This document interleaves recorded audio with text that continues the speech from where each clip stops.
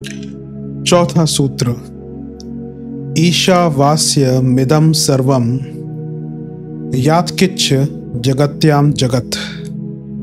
संसार में जितना भी कुछ है वह सब ईश्वर से ओतप्रोत है।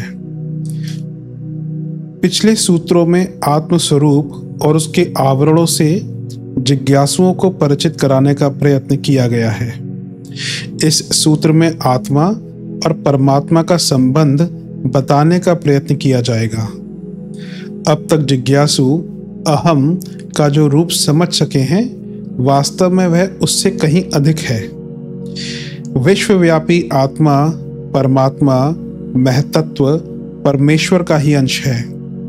तत्वतः उसमें कोई भिन्नता नहीं है। तुम्हें अब इस तरह अनुभव करना चाहिए कि मैं अब तक अपने को जितना समझता हूँ उससे कई गुना बड़ा हूँ। अहम की सीमा समस्त ब्रह्मांडों तक पहुँचती है। वह परमात्म शक्ति की सत्ता में समाया हुआ है और उसी से इस प्रकार पोषण ले रहा है जैसे गर्भस्थ बालक अपनी माता के शरीर से लेता है। वह परमात्मा का निज तत्व है। तुम्हें आत्मा और परमात्मा की एकता का अनुभव करना होगा। क्रमशः अपनी अहंता को बढ़ाकर अत्यंत महान कर देने को अभ्यास में लाना होगा। तब उस चेतना में जग सकोगे जहां पहुंचकर योग के आचार्य कहते हैं सोहम सोहम। आइए अब इसी अभ्यास की यात्रा आरंभ करें। अपने चारों ओर दूर तक नजर फैलाओ। अपने चारों ओर दूर तक नजर फैलाओ और अंतर नेत्रों से जितनी दूरी तक के पदार्थों को देख सकते हो देखो।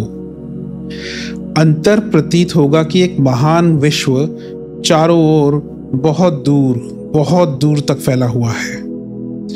यह विश्व केवल ऐसा ही नहीं है जैसा मोटे तौर पर समझा जाता है, वरन यह एक चेतना का समुद्र है, कॉन्शियसनेस का, एनर्जी का। प्रत्येक परमाणु आकाश एवं ईथर तत्व में बराबर गति करता हुआ आगे को बह रहा है। Every nucleus, electron, proton, they are revolving around, all the electrons, protons are revolving around that nucleus, and everything is made up of nothing but this electron, proton and nucleus. प्रत्येक परमाणु आकाश एवं ईथर तत्व में बराबर गति करता हुआ आगे को बह रहा है। शरीर के तत्व हर घड़ी बदल रहे हैं। आज जो रासायनिक पदार्थ एक वनस्पति में है वह कल भोजन द्वारा हमारे शरीर में पहुंचेगा और परसों मल रूप में निकलकर अन्य जीवों के शरीर का अंग बन जाएगा।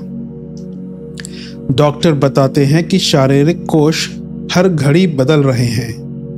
Human body cells are evolving and improving and changing every second. पुराने नष्ट हो जाते हैं और उनके स्थान पर नए आ जाते हैं। यद्यपि देखने में शरीर ज्यों का त्यों रहता है, पर कुछ ही समय में वह बिल्कुल बदल जाता है और पुराने शरीर का एक कण भी बाकी नहीं बचता। वायु, जल और भोजन द्वारा नवीन पदार्थ शरीर में प्रवेश करते हैं और श्वास क्रिया द्वारा मल त्याग के रूप में बाहर निकल जाते हैं। भौतिक पदार्थ बराबर अपनी धारा में बह रहे हैं। नदी तल में पड़े हुए कछुए के ऊपर होकर नवीन जलधारा बहती रहती है। तथापि वह केवल इतना ही अनुभव करता है कि पानी मुझे घेरे हुए है और मैं पानी में पड़ा हुआ हूँ। हम लोग भी उस निरंतर बहने वाली प्रकृति धारा से भली भांति परिचित नहीं होते, तथापि वह पल भर भी ठहरे बिना बराबर गति करती रहती है।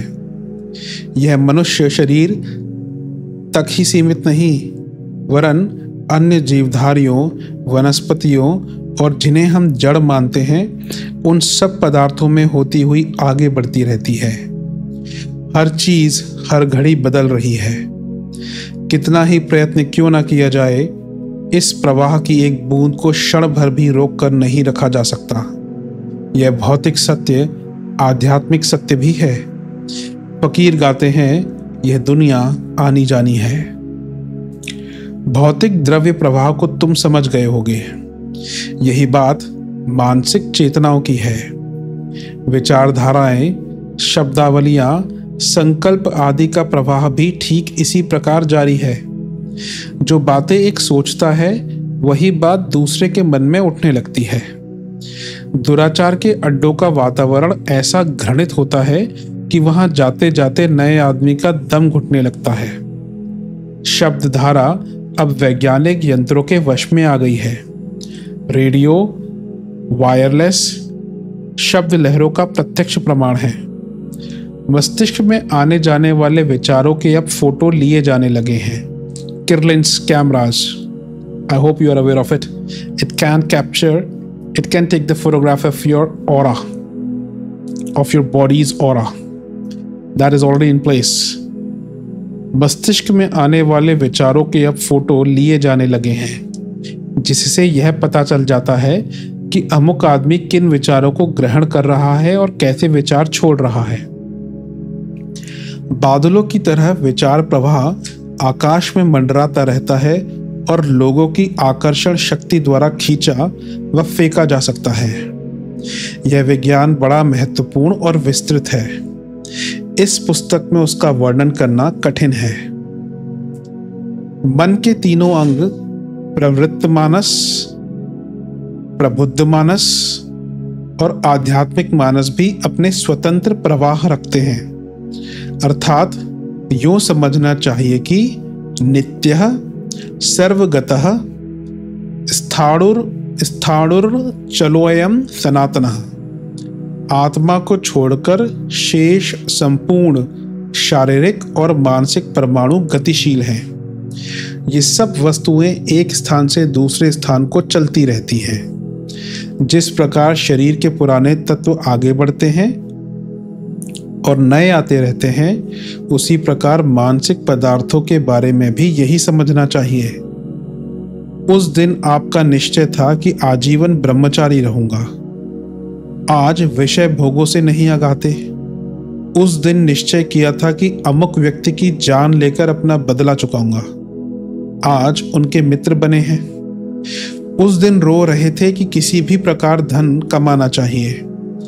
आज सब कुछ त्याग कर सन्यासी हो रहे हैं। ऐसे असंख्य परिवर्तन होते रहते हैं। क्यों? इसलिए कि पुराने विचार चले गए और नए उनके स्थान पर आ गए। विश्व की दृश्य अदृश्य सभी वस्तुओं की गतिशीलता की धारणा, अनुभूति और निद्रा यह विश्वास करा सकती है कि संपूर्ण संसार एक है। एकता के आधार पर उसका निर्माण है। मेरी अपनी वस्तु कुछ नहीं है या संपूर्ण वस्तुएं मेरी हैं। तेज बहती हुई नदी के बीच धार में तुम्हें खड़ा कर दिया जाए और पूछा जाए कि पानी के कितने और कौन से परमाणु तुम्हारे हैं, तब क्या उत्तर दोगे? विचार करोगे कि पानी की धारा बराबर बह रही है। पानी के जो परमाणु इस समय मेरे शरीर को छू रहे हैं, पलक मारते मारते बहुत दूर निकल जाएंगे। जलधारा बराबर मुझे छूकर चलती जा रही है। तब या तो संपूर्ण जलधारा को अपनी बताऊं या कहूं कि मेरा कुछ भी नहीं है। यह विचार कर सकते हो। संसार जीवन और शक्ति का समुद्र है। जीव इसमें होकर अपने विकास के लिए आगे को बढ़ता जाता है और अपनी आवश्यकताएं अनुसार वस्तुएं लेता और छोड़ता जाता है। प्रकृति मृतक नहीं है। जिसे हम भौतिक पदार्थ कहते हैं, उसके समस्त परमाणु जीवित हैं। Everything is made up of electrons, protons and neutrons, and they are constantly vibrating, and all the electrons and protons are constantly revolving around that nucleus. Hence, our rishis have always said, even the inanimate thing is a living thing, because electrons, protons and nucleus are alive. प्रकृति मृतक नहीं है। जिसे हम भौतिक पदार्थ कहते हैं, उसके समस्त परमाणु जीवित हैं। वे सब शक्ति से उत्तेजित होकर लहलहा, चल, सोच और जी भी रहे हैं। इसी जीवित समुद्र की सत्ता के कारण हम सब की गतिविधियां चल रही हैं। एक ही तालाब की हम सब मछलियां हैं। विश्वव्यापी शक्ति, चेतना और जीवन के परमाणु विभिन्न अभिमानियों को झंकृत कर रहे हैं। उपर्युक्त अनुभूति आत्मा के उपकरणों और वस्त्रों के विस्तार के लिए काफी है। हमें सोचना चाहिए कि केवल ये सब शरीर मेरे हैं, जिनमें एक ही चेतना ओतप्रोत हो रही है। जिन भौतिक वस्तुओं तक तुम अपनापन सीमित रख रहे हो, अब उससे बहुत आगे बढ़ना होगा और सोचना होगा कि इस विश्व सागर की इतनी बूंदें ही मेरी हैं। यह मानस भ्रम है। मैं इतना बड़ा वस्त्र पहने हुए हूँ जिसके अंचल में समस्त संसार ढका हुआ है। यही आत्म शरीर का विस्तार है। इसका अनुभव उस श्रेणी पर ले पहुंचेगा जिस पर पहुंचा हुआ मनुष्य योगी कहलाता है। गीता कहती है सर्वभूतस्थ मात्मानं सर्वभूतानि चात्मनि ईक्षते योग युक्तात्मा सर्वत्र समदर्शनः 6/29। सर्वव्यापी अनंत चेतना में एक ही भाव से स्थित, रूप योग से युक्त हुए आत्मा वाला तथा सब में संभाव से देखने वाला योगी आत्मा को संपूर्ण भूतों में और संपूर्ण भूतों को आत्मा में देखता है। अपने परिधान का विस्तार संपूर्ण जीवों के ब्रह्म स्वरूपों में आत्मीयता का अनुभव करता है। आत्माओं की आत्माओं में तो आत्मीयता है ही। ये सब आपस में परमात्म सत्ता द्वारा बंधे हुए हैं। अधिकारी आत्माएं आपस में एक हैं। इस एकता के ईश्वर बिल्कुल निकट है। यहाँ हम परमात्मा के दरबार में प्रवेश पाने योग्य और उनमें घुल मिल जाने योग्य होते हैं। यहाँ हम परमात्मा के दरबार में प्रवेश पाने योग्य और उनमें घुल मिल जाने योग्य होते हैं। वह दशा अनिवर्चनीय है। इसी अनिवर्चनीय आनंद की चेतना में प्रवेश करना समाधि है और उसका निश्चित परिणाम आज़ादी, स्वतंत्रता, स्वराज्य, मुक्ति, मोक्ष होगा। एकता अनुभव करने का अभ्यास। ध्यानावस्थित होकर भौतिक जीवन प्रवाह पर चित्त जमाओ। अनुभव करो कि समस्त ब्रह्मांडों में एक ही चेतना शक्ति लहलहा रही है। उसी के विकार भेद से पंचतत्व निर्मित हुए हैं। इंद्रियों द्वारा जो विभिन्न प्रकार के सुख दुखमय अनुभव होते हैं, वे तत्वों की विभिन्न रासायनिक प्रक्रियाएं हैं जो इंद्रियों के तारों से टकराकर विभिन्न परिस्थितियों के अनुसार विभिन्न प्रकार की झंकारें उत्पन्न करती हैं। समस्त लोकों का मूल शक्ति तत्व एक ही है और उसमें मैं भी उसी प्रकार गति प्राप्त कर रहा हूँ जैसे दूसरे।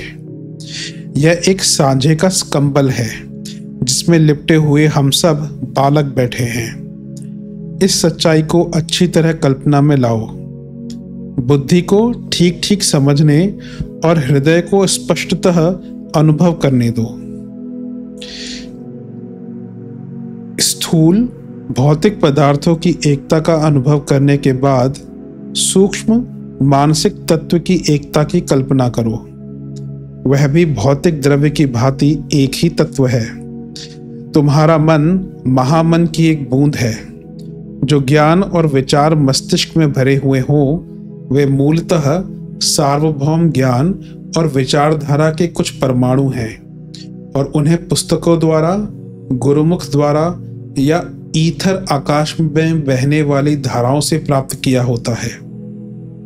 यह भी एक अखंड गतिमान शक्ति है और उसका उपयोग वैसे ही कर रहे हो जैसे नदी में पड़ा हुआ कछुआ अविचल गति से बहते हुए जल परमाणुओं में से कुछ को पीता है और फिर उसी में मलमूत्र रूप में त्याग देता है। इस सत्य को भी बराबर हृदयंगम करो और अच्छी तरह मानस पटल पर अंकित कर लो। अपने शारीरिक और मानसिक वस्त्रों के विस्तार की भावना दृढ़ होते हुए संसार तुम्हारा और तुम संसार के हो जाओगे। कोई वस्तु बेरानी मालूम नहीं पड़ेगी। यह सब मेरा है या मेरा कुछ भी नहीं। इन दोनों वाक्यों में तब तुम्हें कुछ भी अंतर मालूम नहीं पड़ेगा। वस्त्रों से ऊपर आत्मा को देखो। यह नित्य, अखंड, अक्षर, अमर, अपरिवर्तनशील और एक रस है। वह जड़, अविकसित, नीच प्राणियों, तारागणों, ग्रहों, समस्त ब्रह्मांडों को प्रसन्नता और आत्मीयता की दृष्टि से देखता है। बेराना, घृणा करने योग्य, सताने के लायक या छाती से चिपटा रखने के लायक कोई पदार्थ वह नहीं देखता। अपने घर और पक्षियों के घोंसले के महत्व में उसे तनिक भी अंतर नहीं दिखता।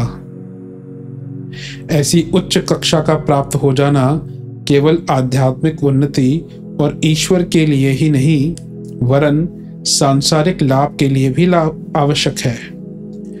इस ऊंचे टीले पर खड़ा होकर आदमी संसार का सच्चा स्वरूप देख सकता है और यह जान सकता है कि किस स्थिति में किससे क्या बर्ताव करना चाहिए। उसे सद्गुणों का पुंज, उचित क्रिया कुशलता और सदाचार सीखने नहीं पड़ते, वरन केवल यही चीजें उसके पास शेष रह जाती हैं और वे बुरे स्वभाव न जाने कहाँ विलीन हो जाते हैं जो जीवन को दुखमय बनाए रहते थे। यहाँ पहुंचा हुआ स्थित प्रज्ञ देखता है कि सब अविनाशी आत्माएं यद्यपि इस समय स्वतंत्र, तेज स्वरूप और गतिमान प्रतीत होती हैं, तथापि उनकी मूल सत्ता एक ही है। विभिन्न घटों में एक ही प्रकाश भरा हुआ है और अनेक जलपात्रों में एक ही सूर्य का प्रतिबिंब झलक रहा है। यद्यपि बालक का शरीर पृथक है, परंतु उसका सारा भाग माता पिता के अंश का ही बना हुआ है। आत्मा सत्य है, पर उसकी सत्यता परमेश्वर है। विशुद्ध और मुक्त आत्मा परमात्मा है। अंत में आकर यहाँ एकता है। वहीं वह स्थित है जिस पर खड़े होकर जीव कहता है सोहमास्मि, अर्थात वह परमात्मा मैं हूँ, और उसे अनुभूति हो जाती है कि संसार के संपूर्ण स्वरूपों के नीचे एक जीवन, एक बल, एक सत्ता, एक असलियत छिपी हुई है। दीक्षितों को इस चेतना में जग जाने के लिए हम बार बार अनुरोध करेंगे, क्योंकि मैं क्या हूँ, इस सत्यता का ज्ञान प्राप्त करना सच्चा ज्ञान है। जिसने सच्चा ज्ञान प्राप्त कर लिया है उसका जीवन प्रेम, दया, सहानुभूति, सत्य और उदारता से परिपूर्ण होना चाहिए। कोरी कल्पना या पोथी पाठ से क्या लाभ हो सकता है। सच्ची सहानुभूति ही सच्चा ज्ञान है और सच्चे ज्ञान की कसौटी उसका जीवन व्यवहार में उतारना ही हो सकता है। इस सूत्र के बीज मंत्र: पहला, मेरी भौतिक वस्तुएं महान भौतिक तत्व की एक क्षणिक झांकी है। दूसरा, मेरी मानसिक वस्तुएं अविच्छिन्न मानस तत्व का एक खंड है। तीसरा, भौतिक और मानसिक तत्व निर्बाध गति से बह रहे हैं, इसलिए मेरी वस्तुओं का दायरा सीमित नहीं, समस्त ब्रह्मांडों की वस्तुएं मेरी हैं। चौथा, अविनाशी आत्मा परमात्मा का अंश है और अपने विशुद्ध रूप में वह परमात्मा ही है। पांचवा, मैं विशुद्ध हो गया हूँ, परमात्मा और आत्मा की एकता का अनुभव कर रहा हूँ। सोहमस्मि, मैं वह हूं।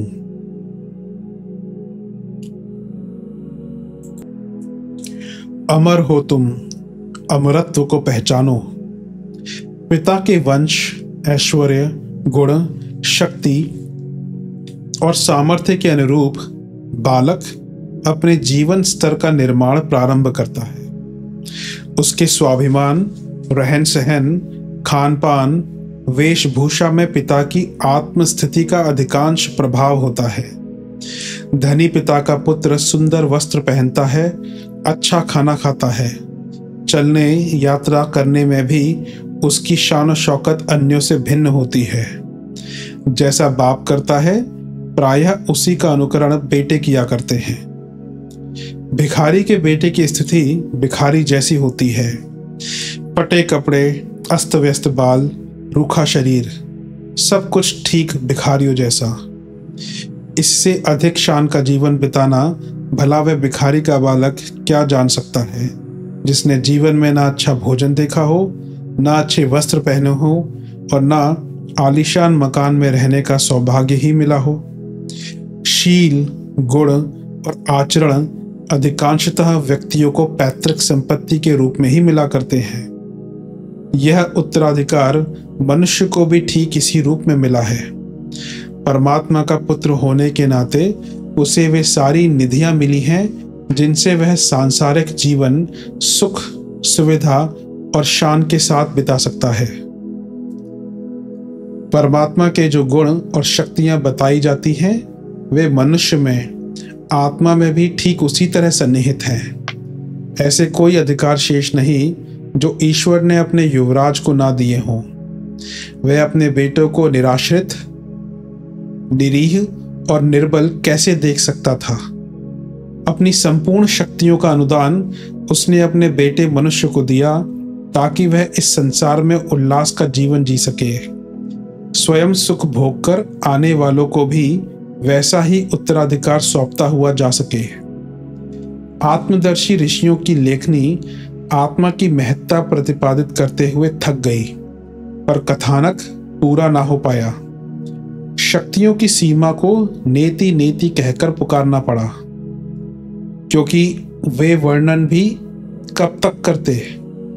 100 वर्षों के जीवन में यही 1000-2000 पुस्तकों में आत्मसत्ता की महत्ता लिख जाते। इससे अधिक और हो भी क्या सकता था। अनंत शक्ति संपन्न आत्मा का गुणानुवाद आखिर कब तक गाया जाता। किंतु आज के मनुष्य की दीनहीन स्थिति देखकर लगता है कि शास्त्रकार अतिशयोक्ति कर गए हैं, कुछ का कुछ लिख गए हैं। परमात्मा पूर्ण वैभव संपन्न है, पर मनुष्य के पास पेट भरने और सुख से रहने के भी साधन नहीं। परमात्मा विश्वदर्शी है, पर मनुष्य अपने आप को भी नहीं जानता। परमात्मा असीम शक्तिशाली है, पर मनुष्य तो छोटे छोटे कार्यों के लिए भी औरों का मुंह ताकता है। किसी भी गुण राशि में तो उसका और परमात्मा का मेल नहीं खाता। फिर विश्वास कैसे किया जाए कि मनुष्य परमात्मा का पुत्र है, अमृत तत्व का उत्तराधिकारी युवराज है। वस्तुतः आपकी शक्ति अपार है, आपके गुण अनंत हैं, आपकी क्षमता असीम है, पर यह है उत्तराधिकार रूप में ही। परमात्मा संपूर्ण विश्व का पालन करता, सर्वरक्षक, सबका भरण पोषण करने वाला है।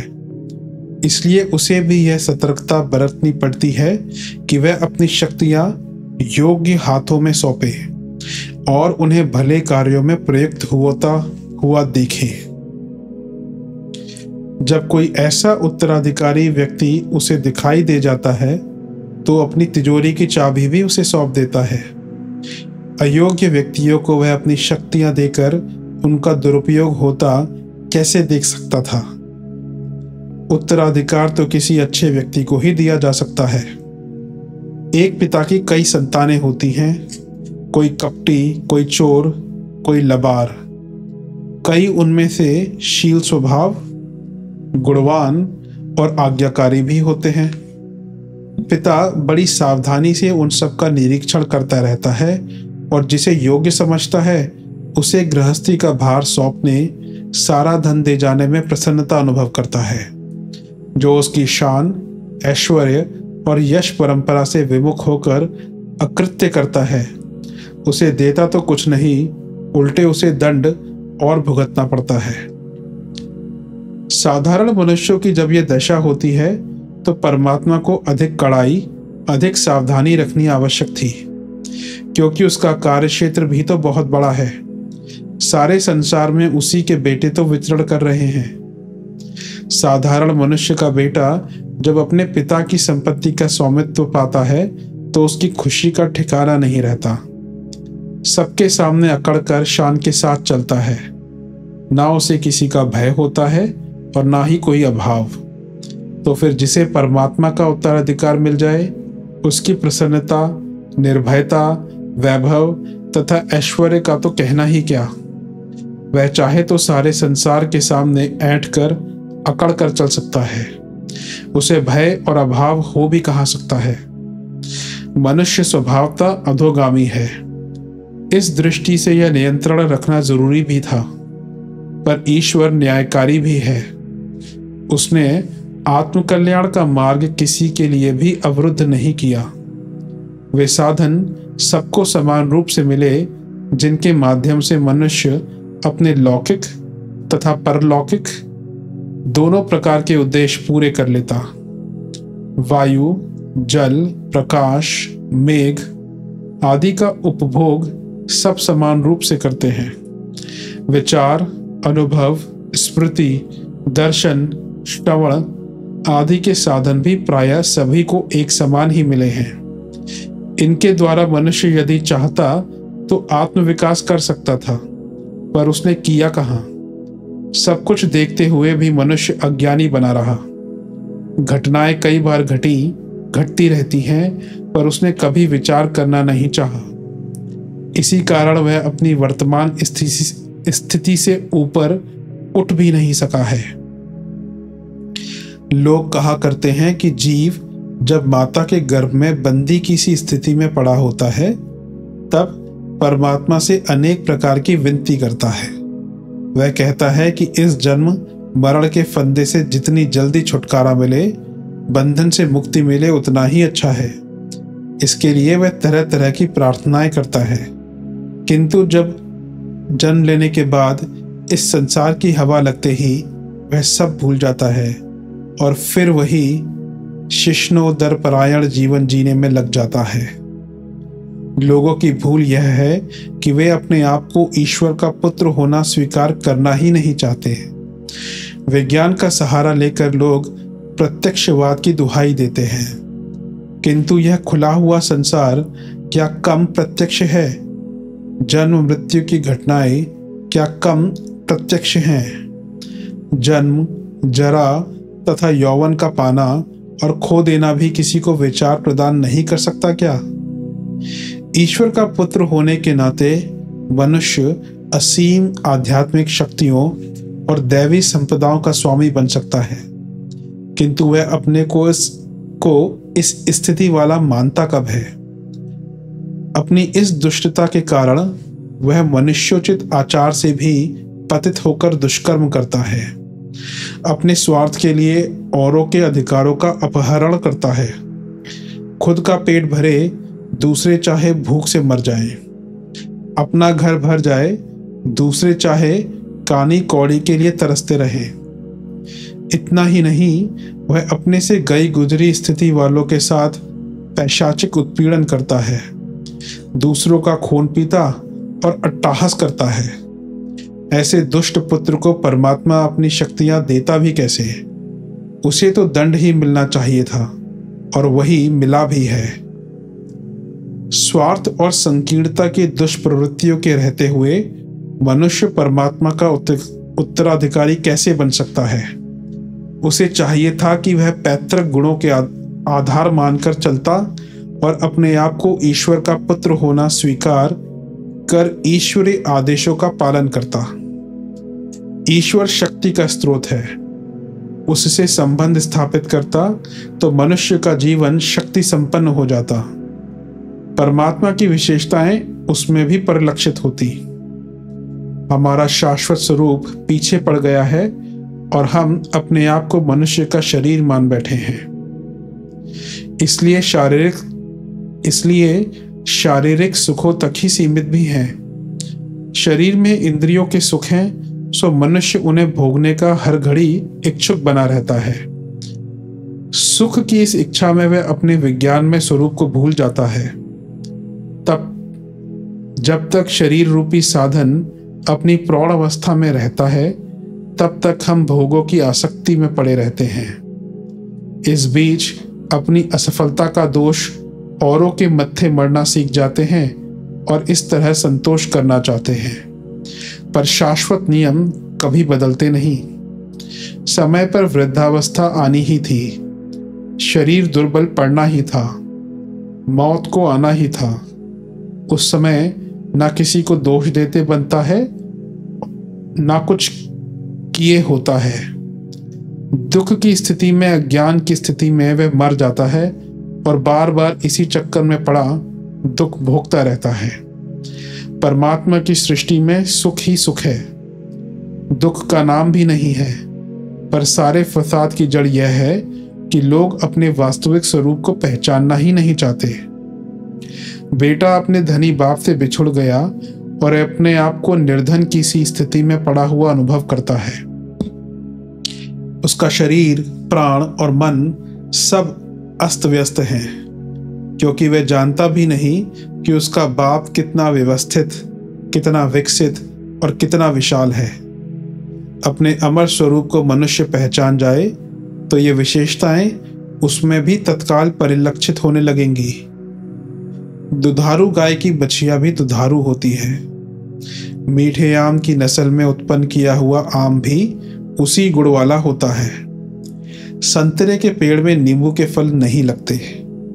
अपने अमर स्वरूप में मनुष्य भी ईश्वरी गुणों से ओतप्रोत होता है, किंतु उसकी यह महानता अज्ञानता के अंधकार में छिपी हुई है।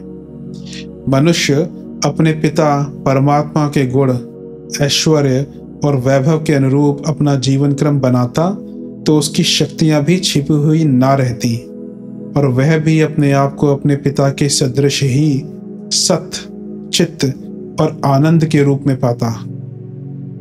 आप अपने आप को रक्त, मांस, अस्थि, मज्जा, मेद आदि से बना हुआ शुद्र शरीर मत मानिए। आप आत्मा हैं। इस तत्व को भली भांति समझ लें। आत्मा अपने अमरत्व को पहचानने के लिए ही मनुष्य शरीर में अवतरित हुई है। उसे इस उद्देश्य को पूरा करना ही चाहिए। अमरत्व का आनंद लूटना ही चाहिए। इस उद्देश्य के लिए वह अग्रसर हो तो सचमुच उसका यह अलभ्य अवसर पाना भी सार्थक हो जाए।